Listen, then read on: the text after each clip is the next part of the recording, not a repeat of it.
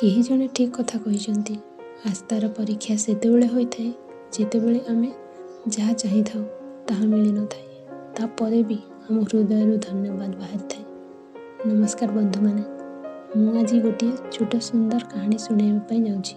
भगवान गोटे प्रिय भक्तर जी भगवान को पूजा अर्चना करथिला, भगवान को बहुत मानुथिला। दिने से भगवान को कहला, भगवान आपण केते एठी मूर्ति बनिकी ठिया होइथिबे, आपण जानतु टिके बुलिकी आसिबे। आपणक जगारे आज मु ठिया होई जाउछि, जदि आपण अनुमति देबे ताहेले। भगवान कहिले, हो ठीक अछि मु जाउछि, किंतु गोटे कथार ध्यान रखिबो, एठाको जे भी आसु, जहाँ भी मागो, जहाँ भी करो, तुमे किछि भी कहिबनी कि किछि करिबनी, बस खाली मूर्ति बनिकी ठिया होइथिबो। मु समस्तक पई प्लान बनैछि, मु समस्तक काम करिदेबी, तुमे किछि करिबनी कि कहिबनी। भक्त कहिला, हो ठीक अछि जहाँ आपणकर इच्छा। भगवान चलीगले। भक्त सेठी मूर्ति बनिकी ठिया हैला। भक्त आसुथिले जाउथिले दर्शन पाई। गोटे व्यापारी आसिला, प्रणाम करिला। सेतेबेले तार पर्स सेठी पड़ीगला। व्यापारी जानी पारिला नाही, आउ सेठु चलीगला।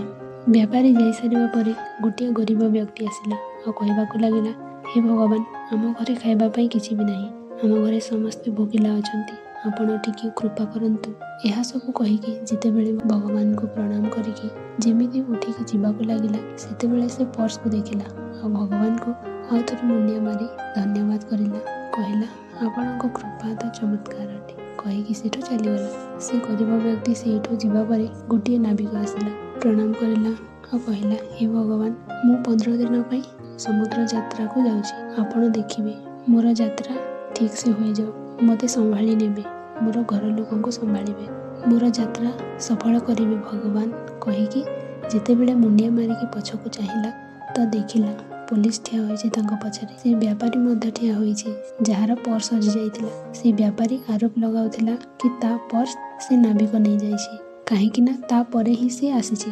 पुलिस से नाविक को नेबाकू लागिला। जेतेबेले नाविक को पुलिस नेउथिला, सेठी जो भक्त मूर्ति बनिकी ठिया होइतिला, से कहिला, से नाविक चोरी करेनी, नाविकर पूर्वर गोटे गरीब व्यक्ति आसीथिला, से चोरी करिकी नेइछि, तांको घर को जाओ सेठी मिलिजिवो।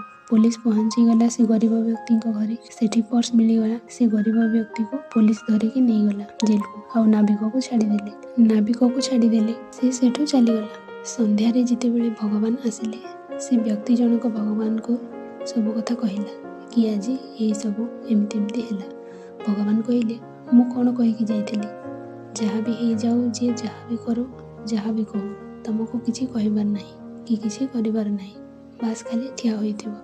मु समस्तक पई योजना बनैकी रखिछि, तुमे सब काम बिगाड़ी देल। से व्यापारी पाखरे एते पैसा थिला जे तार नुकसान होई न थांता।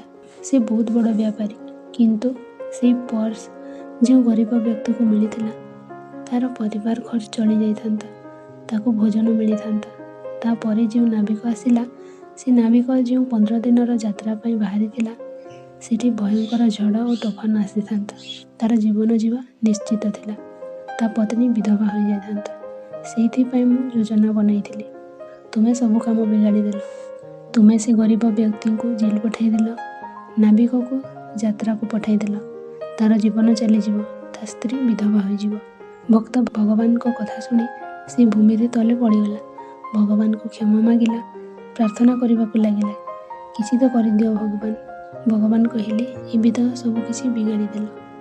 छोट कहानी थिला, किंतु कहानीर शिक्षा यह कि प्रभु समस्तक पई प्लान करिसंती, समस्तक पई योजना बनाइसंती। जेतेबेले आपण जहाँ चाहुचंती सेमिति किछि हेउनी, तथापि मध्य हृदय भगवान को धन्यवाद कह, काहेकि ना भगवान को ऊपर भरोसा रहिबा।